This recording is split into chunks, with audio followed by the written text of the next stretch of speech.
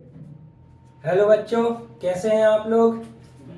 अब आज आगे पढ़ेंगे हम क्या, अध्याय 2 बहुपद। पिछली कक्षा में हमने क्या पढ़ा था, विजीव व्यंजक के बारे में पढ़ा था पिछली कक्षा में, जिनका जोड़ना, घटाना, गुणा करना, भाग करना, ये हम पिछली कक्षा में हम देख चुके हैं। और इनका विजीव व्यंजकों का हमने गुणनखंड निकालना भी देखा था। कुछ सर्व समीकरण हैं, उनसे पहले अपन देखेंगे क्या बहुपद होता क्या है। तो हमने क्या पढ़ी है, 525 धन 842, इनको जोड़ना, तो ये पूरा क्या है, धनात्मक ही है, मतलब संख्यात्मक है। ये है संख्यात्मक। इनके साथ अगर हमें पूरी ABCD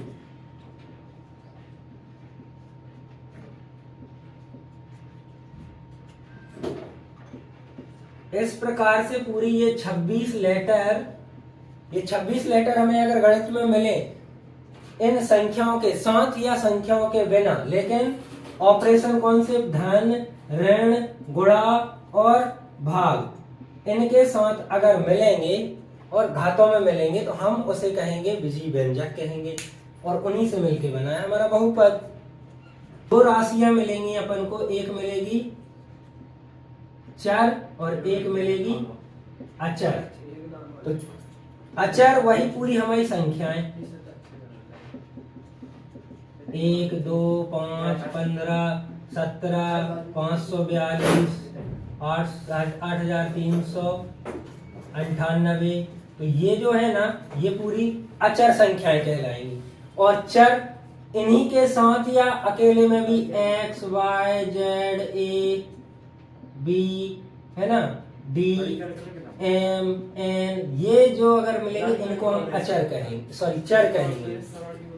चर की वैल्यू देखो, दो किसी भी सवाल में चला जाए, 2 की वैल्यू यही 2 रहेगी, ठीक है। लेकिन x की वैल्यू एक सवाल में अलग तो दूसरे सवाल में अलग होगी, ठीक है। आगे पढ़ते हैं। पद में हमने लिखा पहले 3x² + 5x + 7, ये एक बहुपद लिखा। इसमें हम देखें क्या, पद हो गए कितने, 1 2 3, 3 पद हो गए। और घात कितनी हो गई इसकी, घात यहाँ x की क्या होगी, 0 घात होगी भाई। x की घात 0 मतलब 1, तो 7 एकम 7 ही आएगा। यहाँ पे x की घात कितनी हो गई, 1, यहाँ पे x की घात 2 है। इस बहुपद में सबसे ज्यादा घात जहां भी दिखेगी आपको, यहाँ देखे, यहाँ देखे, यहाँ देखे, वह उस बहुपद की घात कहलाएगी। तो इसकी घात हो गई 2, पद हो गए 3, घात हो गई 2। अब इसमें हमें चर कितने दिख रहे हैं, यहाँ x, यहाँ भी x, यहाँ भी x, तो x एक ही चर है, तो ये हो गया एक चर वाला बहुपद, ठीक है। अब हम लिखेंगे जैसे 3x धन 5y बराबर 7, ये कितने पद हो गए, 1 2 3, तो 3 पद हो गए। इसमें चर कितने हो गए, 2 चर, एक x और एक y है, ठीक है। अब पद देखना है तो हम या तो इन ऑपरेशन के कारण देखेंगे, जितने ऑपरेशन लगे उनसे एक ज्यादा आपका पद रहेगा। जैसे इसमें 2 ऑपरेशन है, तो ये 1 पद, ये 2 पद, ये 3 पद, तो क्या होगा, पहला आ जाएगा आपका क्या, एक पदी, दूसरा आ जाएगा आपका क्या, द्विपदी, एक हो जाएगा त्रिपदी, चौथा हो जाएगा चतुष्पदी, ऐसे ही। अब आगे अपन गए 5 पद वाला, 6 पद वाला, जितने भी पद आएंगे उतने पद वाला हो गया। घात जैसे हमने लिख दिया, एक 5x धन 7x की घात 4 ऋण 15x की घात 27 या 17 धन x की घात 2। इसमें हमें इस बहुपद की घात बतानी है। तो यहाँ 1 है, यहाँ 4 है, यहाँ 17 और यहाँ 2, तो इस बहुपद की घात सबसे ज्यादा जो है ना 17, तो इसकी घात रहेगी 17, ठीक है। ये हो गया आपका अध्याय 2 का छोटा सा परिचय। अब आगे चलते हैं हम प्रश्नावली 2.1। प्रश्नावली 2.1 का उदाहरण नंबर हम देखेंगे पहला। उसका पहला सवाल है नीचे दिए गए बहुपद की घात पता करनी है। तो पहले दिया है x की घात 4, x की घात 5 ऋण x की घात 4 धन 3। अब भी बताया था घात कितनी होगी, घात होगी सबसे ज्यादा कितनी है 5, तो ये इसकी घात रहेगी 5। अगला दिया है आपका 2 ऋण y की घात 2 ऋण y की घात 3 धन 2y की घात 8। इसमें सबसे ज्यादा घात क्या दिख रही है आपको, 2 की घात y की घात 8, तो इस बहुपद की घात 8 हो जाएगी। ठीक है। तीसरा दिया है कितना आपका, सिर्फ 2। ठीक है, तो इसमें हमें चर तो मिल ही नहीं रहा, फिर भी अगर हम मान लें कि इसमें x चर है तो x की घात कितनी रहेगी 0, तो इस बहुपद की घात क्या कहलाएगी, 0 कहलाएगी। ठीक है, इस बहुपद में बहुपद की घात 0 कहलाएगी। आगे चलते हैं 2.1 प्रश्नावली। पहला सवाल है निम्नलिखित व्यंजकों में कौन कौन एक चर में बहुपद है और कौन कौन नहीं है, कारण के साथ अपने उत्तर दीजिए। इनकी बताना है हमें कि एक चर होना चाहिए और एक चर होना चाहिए इनमें बहुपद, एक चर वाला बहुपद। तो हम देखें इसमें x है, यहां भी x है, तो एक चर वाला बहुपद है, तो ये एक चर वाला बहुपद है। इसके बाद यहां चलते हैं, तो यहां भी एक चर वाला है, लेकिन हमें चर की घात कैसी चाहिए, पूर्ण संख्या चाहिए। चर की घात पूर्ण संख्या, तो यहाँ तो हमें y की घात 1 दिख रही है, यहाँ भी y की घात 1 ही दिख रही है, लेकिन ये क्या है, अपॉन में है, बटे में है। तो इसको अगर हम 1 बटे y को करेंगे, कितना y बराबर y की घात कितनी रहेगी, ऋण 1 रहेगी। तो ऋण 1 हमारा पूर्ण संख्या नहीं है, अतः यह बहुपद एक चर वाला बहुपद एक चर वाला है, लेकिन बहुपद नहीं होगा, नहीं है।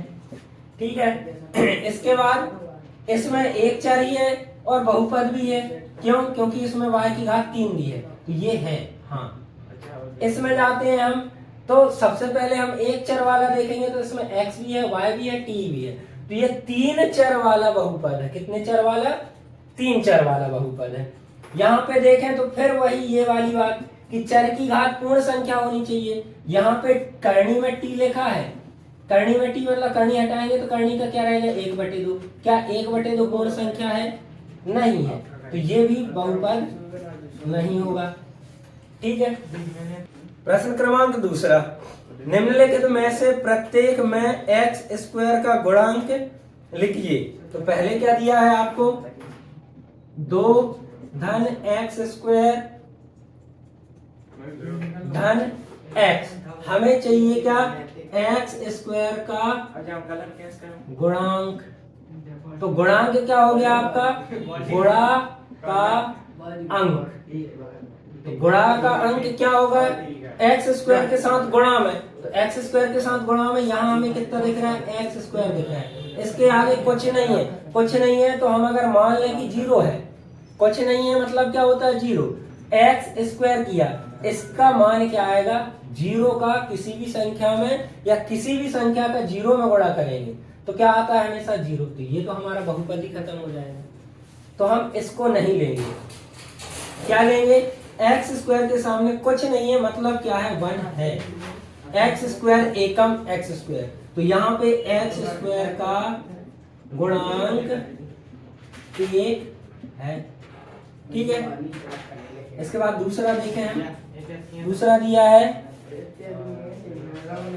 2 ऋण एक्स स्क्वायर धन एक्स की घात 3, ये दिया है।